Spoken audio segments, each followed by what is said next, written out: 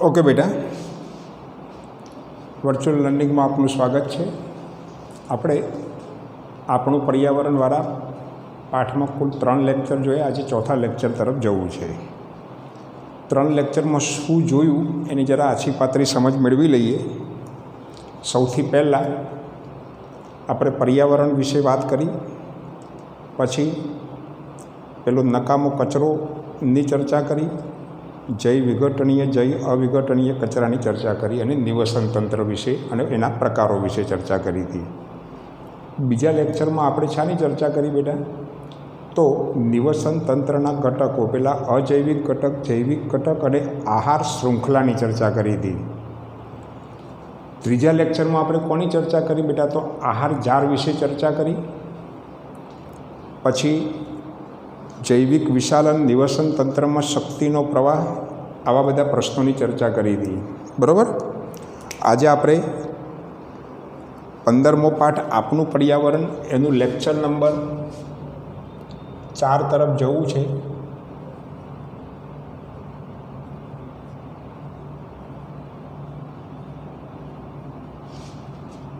Lecture 4 એમાં મેં તમને શરૂઆતમાં વાત કરી હતી કે આપણે નકામા કચરા વિશે થોડી ઘણી ચર્ચાઓ પાઠના અંતે પણ કરીશું। ક્લિયર? તો સૌથી પહેલાં તમને પ્રશ્ન પૂછે કે ભાઈ નકામા કચરાના પ્રકાર વર્ણવો।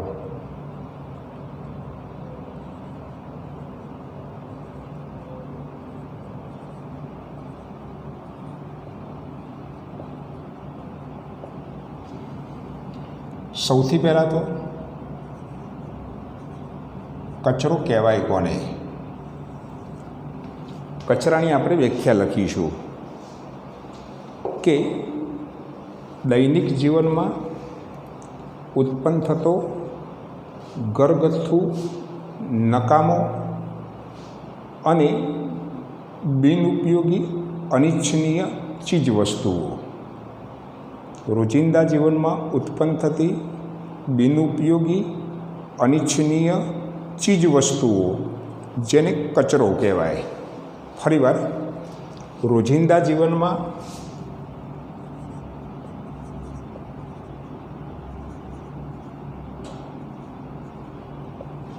ઉદ્ભવતી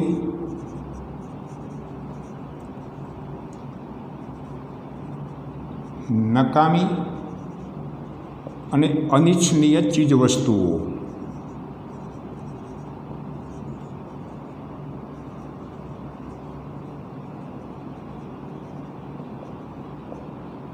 કચરો કહેવાય। આ કચરો છે। કચરાના મુખ્ય 2 પ્રકાર,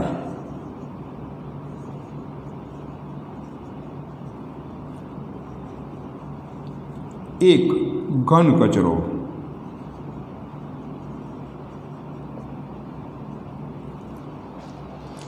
તો આ ઘન કચરામાં કોનો સમાવેશ થાય? તો રસોડામાં ઉદ્ભવતો કચરો,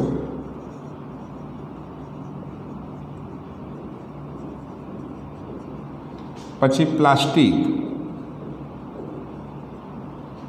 પછી ધાતુ કચરો વગેરે ઘન કચરો છે। ક્લિયર?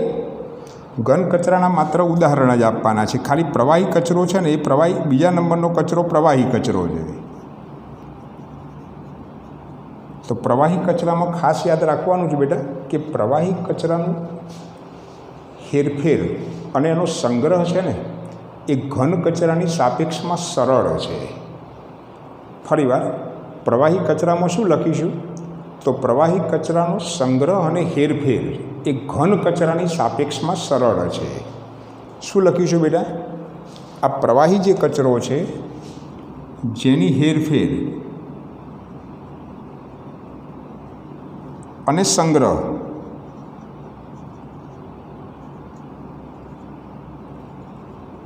ઘન કચરાની સાપેક્ષમાં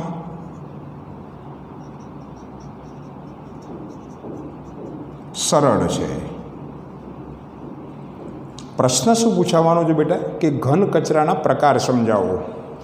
તો तो સૌથી પહેલાં આપણે કચરાની વ્યાખ્યા લખીશું કે રોજિંદા જીવનમાં ઉદ્ભવતી નકામી અને અનિચ્છનીય ચીજવસ્તુઓ જેને કચરો કહેવાય. કચરાના મુખ્ય બે પ્રકાર, એક ઘન કચરો, બીજો પ્રવાહી કચરો. ઘન કચરાના ઉદાહરણ આપવાના છે કે રસોડામાં ઉદ્ભવતો કચરો, બરાબર, ઉપરાંત પ્લાસ્ટિક, ધાતુ કચરો વગેરે ઘન કચરા છે. પ્રવાહી કચરામાં એક વાક્ય યાદ રાખવાનું છે કે જેની હેરફેર અને સંગ્રહ છે એ ઘન કચરાની સાપેક્ષમાં સરળ છે. સરળતાથી બેટા એને તમે પાઇપલાઇન મારફતે પણ એટલે ગટર મારફતે પણ તમે એને એક જગ્યાએથી બીજી જગ્યાએ લઈ જઈ શકો, બરાબર. એનો નિકાલ પણ બહુ સરળ છે પ્રવાહી કચરાનો. બીજી વાત, વિઘટનને આધારે કચરાના પાછા બે પ્રકાર.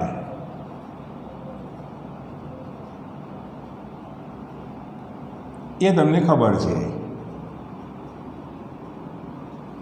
એક જૈવ વિઘટનીય કચરો,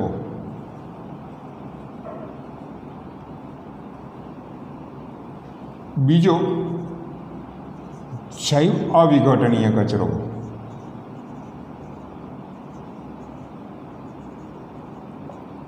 પહેલા જ દિવસે ચર્ચા કરી હતી એ મુજબ એની વ્યાખ્યા લખી નાખવાની પહેલી તો, અને એક બે ઉદાહરણ આપી દેવાના. જૈવ વિઘટનીય કચરો કોને કહેવાય? તો જે કચરાનું સૂક્ષ્મજીવો દ્વારા સરળ પદાર્થમાં રૂપાંતર કરી શકાય, અથવા તો જૈવિક વૈજ્ઞાનિક પદ્ધતિ દ્વારા એનું સરળ પદાર્થોમાં રૂપાંતર કરી શકાય એને જૈવ વિઘટનીય કચરો કહેવાય. દાખલા તરીકે રસોડાનો કચરો, કાગળ છે, બરાબર, લાકડું છે, બરાબર, આ બધા જૈવ વિઘટનીય કચરા છે. ક્લિયર? જૈવ અવિઘટનીય કચરો એટલે જે કચરાનું જૈવિક વૈજ્ઞાનિક પદ્ધતિ દ્વારા અથવા તો સૂક્ષ્મજીવો દ્વારા અન્ય સરળ પદાર્થોમાં રૂપાંતર કરી શકાતું નથી એવા કચરાને જૈવ અવિઘટનીય કચરો કહેવાય.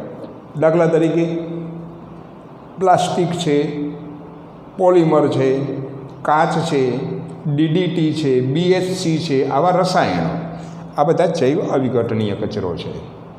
ફરીવાર નકામા કચરાના પ્રકાર સમજાવો. તો સૌથી પહેલાં તો કચરાની વ્યાખ્યા લખવાની કે રોજિંદા જીવનમાં ઉદ્ભવતી નકામી અને અનિચ્છનીય ચીજવસ્તુઓને કચરો કહેવાય. કચરાના મુખ્ય બે પ્રકાર છે, એક ઘન કચરો અને બીજો પ્રવાહી કચરો. ઘન કચરામાં રસોડાનો કચરો આવે, ત્યાર પછી પ્લાસ્ટિક આવે, ઉદ્યોગોમાં ઉદ્ભવતો ધાતુ કચરો પણ આવે. આ બધા કચરા છે ને ઘન કચરા છે, જેનું હેરફેર અને સંગ્રહ બહુ સરળ નથી, એનો નિકાલ પણ બહુ સરળ નથી. ક્લિયર? એની સાપેક્ષમાં પ્રવાહી કચરામાં એવું લખવાનું છે કે જેની હેરફેર અને સંગ્રહ અને એનો નિકાલ બધું સરળ છે ઘન કચરાની સાપેક્ષમાં. ક્લિયર? અને વિઘટનને આધારે કચરાના બે પ્રકારો છે, એક જૈવ વિઘટનીય અને જૈવ અવિઘટનીય. બરાબર? હવે કોઈપણ પ્રકારનો કચરો બેટા ઉદ્ભવે ને એ કચરાના નિકાલની સમસ્યાઓ તો છે જ. તે કચરાના નિકાલની સમસ્યાને ઓછી કરવા માટે તમે શું યોગદાન આપી શકો? આવો પ્રશ્ન પૂછે કે કચરાના નિકાલની સમસ્યાને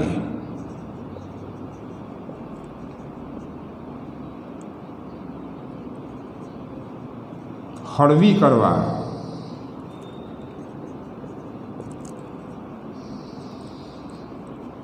તમે કયું યોગદાન આપશો?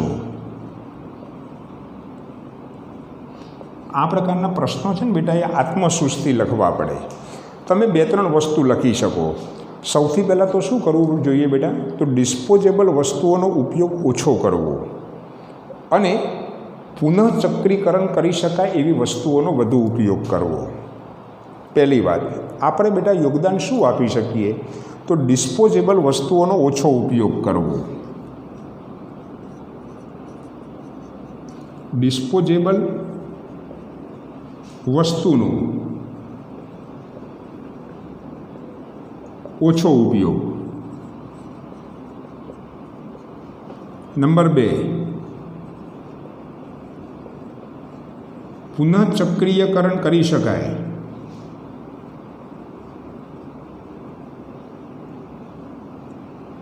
તેવી વસ્તુઓનો ઉપયોગ કરવો.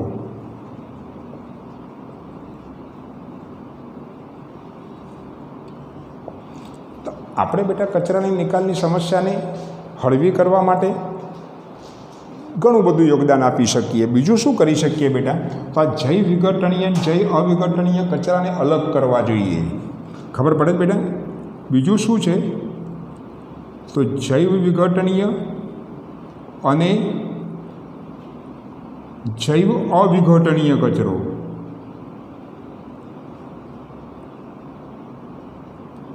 કચરાને અલગ કરવા જોઈએ. એ રીતે પણ આપણે યોગદાન આપી શકીએ. તમે અલગ કરી શકો તો એનો નિકાલ કરવાની સમસ્યા છે ને થોડીક હળવી થઈ જાય, બરાબર. અને અજૈવ વિઘટનીય કચરા હોય, સામાન્ય રીતે પ્લાસ્ટિક છે, ઘન કચરો છે, કાચ છે, એનું પુનઃચક્રીયકરણ કરવું. ક્લિયર? તો શું લખવાનું બેટા? તો અજૈવ વિઘટનીય કચરો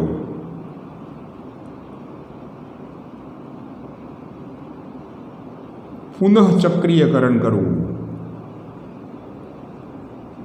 તો કચરાના નિકાલની સમસ્યાને હળવી કરવા માટે તમે શું યોગદાન આપી શકશો? તો ખબર પડે જ બેટા. આવા 3-4 યોગદાન લખી દેવાના. આ બંને યોગદાન તમારે ભેગા લખવા હોય તો એ ચાલે કે ભાઈ ડિસ્પોઝેબલ વસ્તુઓનો ઓછો ઉપયોગ કરી પુનઃચક્રીયકરણ કરી શકાય તેવી વસ્તુઓનો વધુ ઉપયોગ કરવો જોઈએ. પછી જૈવ વિઘટનીય જૈવ અવિઘટનીય કચરાને તમે અલગ કરી શકો. ક્લિયર? અને અજૈવ વિઘટનીય કચરાનું પુનઃચક્રીયકરણ કરી શકાય. ક્લિયર? તો આ કચરાની વાત આવે છે તો આ પ્રકારના પ્રશ્નો પણ બેટા પૂછાય. આ પ્રકારના પ્રશ્નો છે ને, એ પ્રશ્નોના જવાબ છે ને એ તમારે મૌલિક રીતે આપવા પડે, એટલે કે આત્મસૂચિત આપવા પડે. આવું જ એક પ્રશ્ન છે, સિમ્પલ કચરાને લગતો જ પ્રશ્ન છે. કે પ્રશ્ન એવો છે બેટા કે કચરાની માત્રા વધવાના કારણો શું અને પર્યાવરણ પર તેની શું અસર થાય? બરાબર? કચરો વધવાના કારણો શું?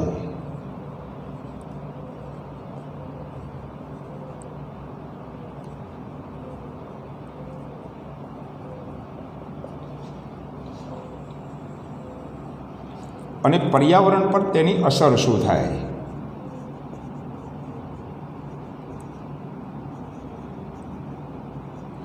આ તમને બહુ સરળતાથી આવડી જશે બેટા. પર્યાવરણ પર અસર, પણ આ વધવાના કારણો શું? બરાબર? સૌથી પહેલાં તો આપણી જીવનશૈલીમાં સુધારો થયો છે.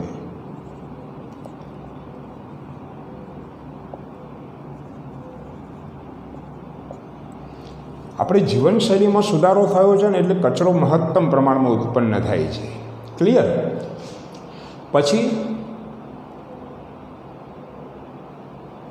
આપણે એવી વસ્તુઓનો ઉપયોગ કરીએ છીએ કે જે એક વખત ઉપયોગ કરીને ફેંકી દઈએ છીએ. દાખલા તરીકે તમે પેન વાપરો છો, બરાબર? તો પેનો સામાન્ય રીતે તમે બજારમાંથી કેવી ખરીદો છો કે એક વખત વપરાઈ ગયા પછી ફેંકી દેવાની. એનાથી પણ કચરો ઉદ્ભવે. એટલે ફેંકી દેવાય તેવી ચીજ વસ્તુઓનો ઉપયોગ, ફેંકી દેવાય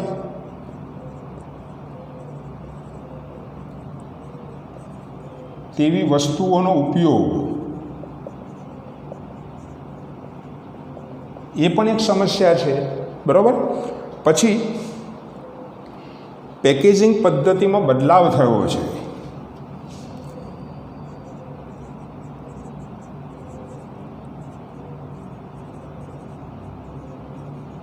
પેકેજિંગ પદ્ધતિમાં બદલાવ થયો છે. બરાબર? એટલે પેકેજિંગ પદ્ધતિમાં પણ ઘણો બધો બદલાવ થયો છે. આપણે બેટા દાખલા તરીકે હોટલમાંથી જમવાનું ઘરે લઈ જવા માટે જઈએ તો આપણે ખાલી હાથે જઈએ છીએ. આપણે એમ એવું માનીએ છીએ કે ભાઈ હોટલવાળા આપણને પેકિંગ કરીને આપશે. બરાબર? પણ જો આપણે પોતાનું ટિફિન લઈને જઈએ ને તો એનું પેકેજિંગ છે ને એ પેકેજિંગ એ ન કરીને આપણે ટિફિનમાં લાવી શકીએ. આવું કરવું જોઈએ. કેમ? કારણ કે પેકેજિંગ કરવાથી જે કંઈ કચરો ઉત્પન્ન થાય છે એ બધો નકામો કચરો જ છે. એટલે કે પેકેજિંગમાં સુધારો થયો છે અને આપણી વર્તણૂકમાં પણ પરિવર્તન આવ્યું છે. આપણી વર્તણૂકમાં પરિવર્તન.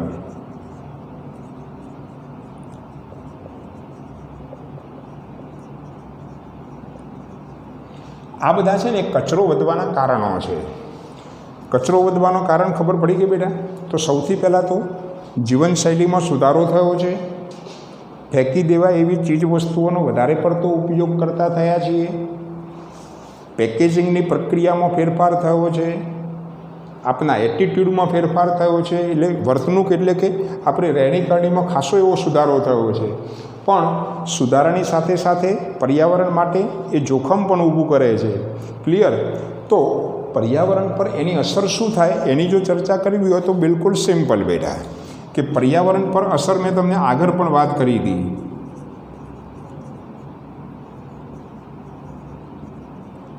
સામાન્ય રીતે કચરા છે ને, બે પ્રકારના કચરા ઉત્પન્ન થાય. એક જૈવ વિઘટનીય કચરો અને બીજો કયો બોલો તો જૈવ અવિઘટનીય કચરો.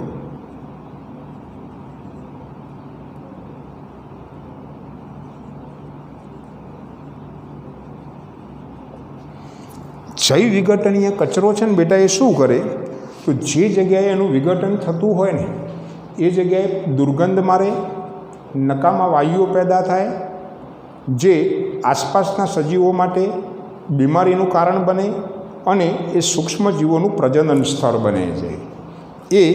એની ચર્ચા આપણે આગળ પહેલા દિવસે ચર્ચા કરી હતી. બીજા દિવસે જૈવ વિઘટનીય કચરો શું કરે બેટા, તો જે જગ્યાએ એનું વિઘટન થતું હોય એ જગ્યાએ દુર્ગંધ પેદા કરે, નકામા વાયુઓ પેદા કરે, જેથી કરીને આસપાસના સજીવોમાં એ બીમારીનું કારણ બને. અને નંબર 2 કે આ જૈવ વિઘટનીય કચરો છે ને એ સૂક્ષ્મજીવોનું પ્રજનન સ્થળ બની શકે. ક્લિયર? એ એનો પહેલી પર્યાવરણ પર અસર છે. જૈવ અવિઘટનીય કચરો શું કરશે બેટા, તો જૈવ અવિઘટનીય કચરો છે ને એનું વિઘટન થતું નથી. ક્લિયર? જેમ કે DDT છે, BSC છે, આ બધા નકામા હાનિકારક રસાયણો છે. તો આ પ્રકારના જે રસાયણો છે અથવા તો જૈવ અવિઘટનીય કચરો છે એનું શું થાય બેટા, તો લાંબો સમય સુધી એનું વિઘટન થતું નથી, એટલે એ ભૂમિ પ્રદૂષણ અને જલ પ્રદૂષણ પ્રેરે છે. એટલે પર્યાવરણને અસર કઈ રીતે કરે છે ખબર પડી બેટા? બરાબર. બીજો એક પ્રશ્ન છે, આ ખબર પડી બેટા શું છે કે કચરો વધવાના કારણો શું, તો જીવનશૈલીમાં સુધારો થયો, ફેંકી દેવાય તેવી ચીજ વસ્તુઓનો ઉપયોગ કરતા થયા, પેકેજિંગની પદ્ધતિમાં બદલાવ થયો, આપણા એટીટ્યૂડમાં બદલાવ થયો. આ બધા છે ને એ કચરો વધવાના કારણો છે.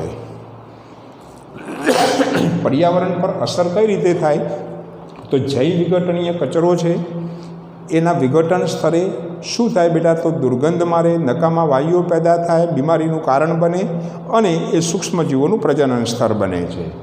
જૈવ અવિઘટનીય કચરાનું વિઘટન થતું નથી, તેથી જલ પ્રદૂષણ અને ભૂમિ પ્રદૂષણ પ્રેરે છે. એ એની બીજો પ્રોબ્લેમ છે. એટલે આ પર્યાવરણ પર એની અસર થતી હોય છે. બીજો એક પ્રશ્ન છે કે ટ્રેનો હોય ને બેટા, એમાં ડિસ્પોઝેબલ ચા પીવા માટે ડિસ્પોઝેબલ કપને બદલે કાગળના કપનો ઉપયોગ કરવો જોઈએ.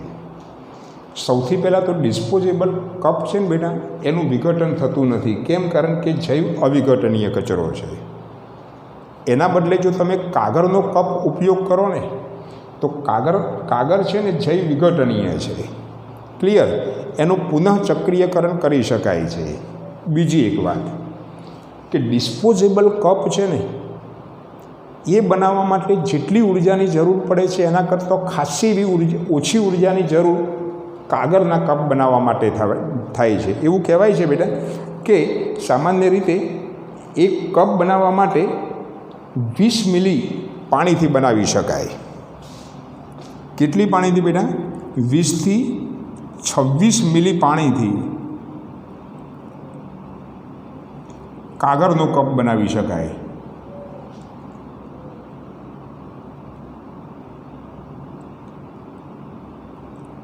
એની સામે તમારે ડિસ્પોઝેબલ કપ બનાવવો હોય તો મિનિમમ 70 થી 90 મિલી પાણી જોઈએ.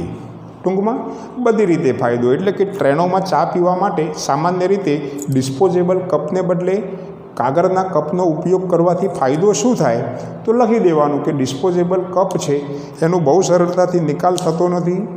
નંબર 2, ડિસ્પોઝેબલ કપ કરતાં કાગળનો કપ છે બરાબર, એનો નિકાલ જલ્દી થાય કારણ કે જૈવ વિઘટનીય પદાર્થ છે અને કાગળનો કપ બનાવવા માટે ખૂબ ઓછી ઉર્જાની જરૂર પડે છે અને લગભગ 20 થી 26 મિલી પાણીથી એ કાગળનો કપ બનાવી શકાય છે. ક્લિયર? આ બધા એના ફાયદા છે. ક્લિયર? આવું બધું થવું જોઈએ. હવે આપણે કચરા વિશેની તમામ ચર્ચાઓ અહીં પૂરી કરીએ છીએ. હવે પાઠના અંત તરફ જવું છે અને એ અંત એવો છે કે એમાં તમે ઘણું બધું જાણો છો. સૌથી પહેલાં તો ઓઝોન વિશે વાત કરવાની છે આપણે. સૌથી પહેલાં ઓઝોન કહેવાય કોને? તમને બેટા એટલી ખબર હોવી જોઈએ કે ઓઝોનનું અણુસૂત્ર O3 છે. ફરીવાર ઓઝોન એટલે શું?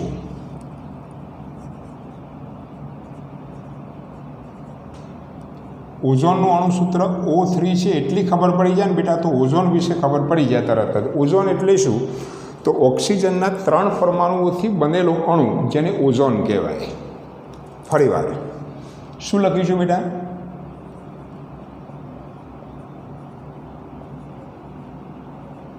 ઓક્સિજનના 3 પરમાણુઓથી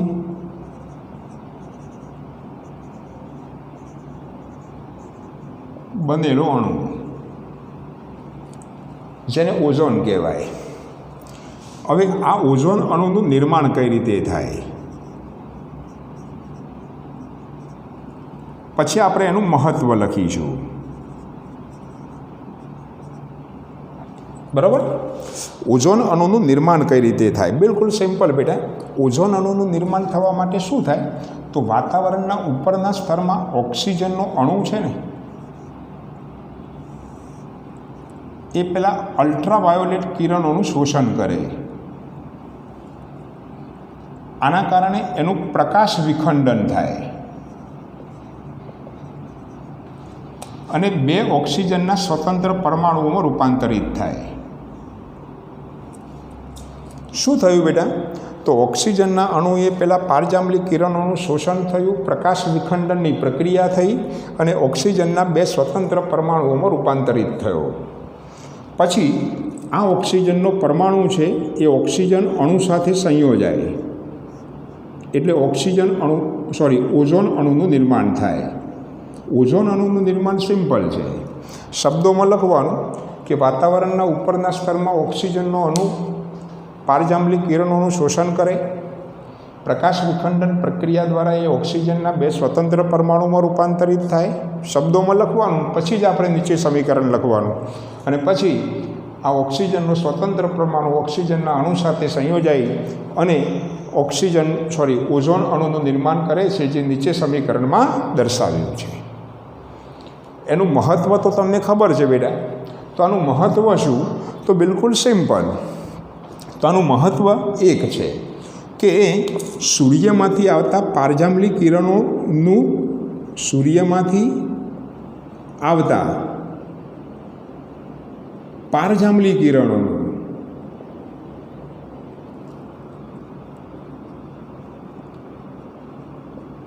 શોષી લે છે,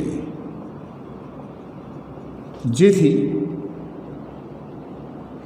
આવા હાનિકારક વિકિરણો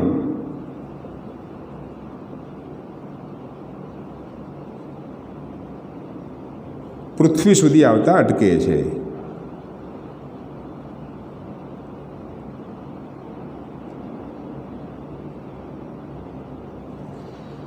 ક્લિયર? પ્રશ્ન શું પૂછે બેટા કે ઓઝોન એટલે શું, તેનું નિર્માણ કઈ રીતે થાય, એનું મહત્ત્વ શું છે? હવે આ ઓઝોન અણુ છે ને બેટા એ ઘટાડાની શરૂઆત 1980થી થઈ. 1980માં તમારી જાણકારી ખાતર કહી દઉં બેટા કે 1980માં દક્ષિણ ધ્રુવ પ્રદેશમાં ઓઝોન સ્તરમાં સૌથી મોટું ગામડું જોવામાં આવ્યું. બરાબર? અને એ ટોટલ જે ઓઝોન સ્તર હતું ને એ ઓઝોન સ્તરના 80% કરતાં વધારે ગાબડું પડી ગયેલું. આવું વિશાળ જે ગાબડું છે ને એને ઓઝોન છિદ્ર કહેવાય. ક્લિયર? પછી તો એ ધીમે ધીમે ઉત્તર ધ્રુવ તરફ પણ આગળ વધ્યું અને માનવ વસ્તી તરફ પણ ધીમે ધીમે આગળ વધવાની શરૂઆત થઈ. તો આ ઘટાડાની શરૂઆત ક્યારથી થઈ? તો 1980થી થઈ. તો એની અસરો શું થાય? તો સામાન્ય રીતે ચામડીનું કેન્સર થાય, આંખોને નુકસાન થાય,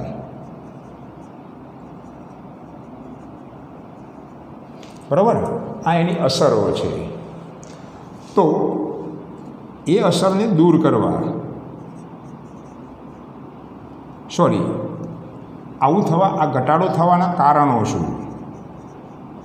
તો વાતાવરણમાં રહેલો CFC વાયુ,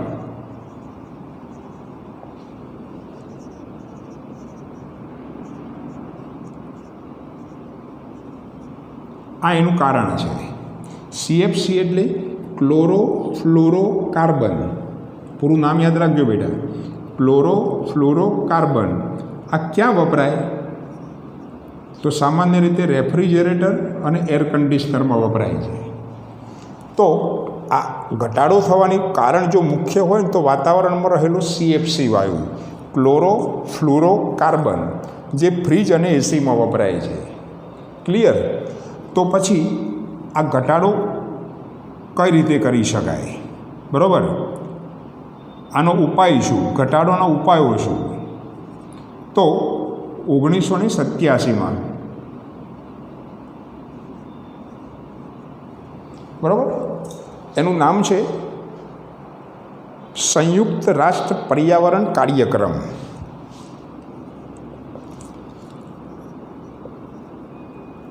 સંયુક્ત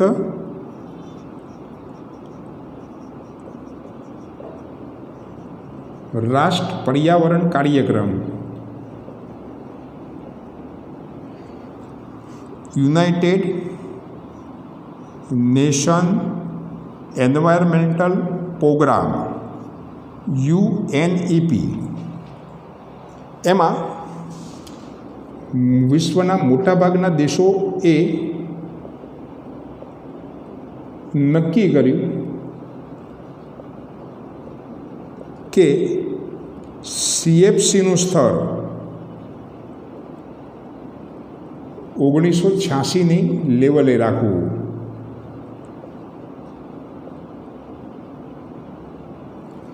આ છે ને એના ઉપાય છે. આમ કરવાથી થશે. અને ખરેખર એવું થયું છે બેટા કે CFCનું પ્રમાણ, સારો સંકેત એ છે કે CFCનું પ્રમાણ 1986 પછી વધતું નથી, બરાબર, જેના કારણે હવે ધીમે ધીમે ઓઝોન સ્તરના ગાબડા છે ને એ પુરાવા લાગ્યા છે. ક્લિયર? એ એક સારું નિશાન છે. આમ કરવાથી શું થાય? તો ઓઝોન સ્તરમાં જે ઘટાડો છે ને એ ઘટાડાને રોકી શકાય. ક્લિયર બેટા? તો આ બધી વાત થઈ ને એ ઓઝોન વાયુની વાત થઈ. ઓઝોન વાયુ વિશે આપણા કોર્સમાં આટલી ચર્ચા છે. ઓઝોન એટલે શું, તેનું નિર્માણ કઈ રીતે થાય, એનું મહત્ત્વ શું છે. પછી ઘટાડો ક્યારથી શરૂઆત થઈ, એની અસરો શું થાય, આમ થવાનું કારણ શું છે ને એના ઉપાયો શું છે. ક્લિયર? તો આટલા પ્રશ્નોની ચર્ચા કરી. આજના સમગ્ર પ્રશ્નોમાં જે ચર્ચા કરીને બેટા, એ કયા કયા પ્રશ્નોની ચર્ચા કરી? તો આટલી વસ્તુ જરા યાદ રાખો બેટા કે આજે જે ચર્ચા કરીને એટલા પ્રશ્નોની હાઇલાઇટ્સ જરા આપણે જોઈ લઈએ. કે આપણે નકામા કચરાના પ્રકારો જોયા. પહેલું શું જોયું બેટા? નકામા કચરાના પ્રકારો.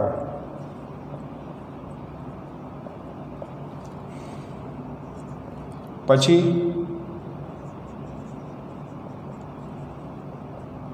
કચરો ઓછો કરવા માટેનું યોગદાન. પછી શું ચર્ચા કરી બેટા? તો કચરો વધવાના કારણો, બરાબર. પછી પર્યાવરણ પર અસર,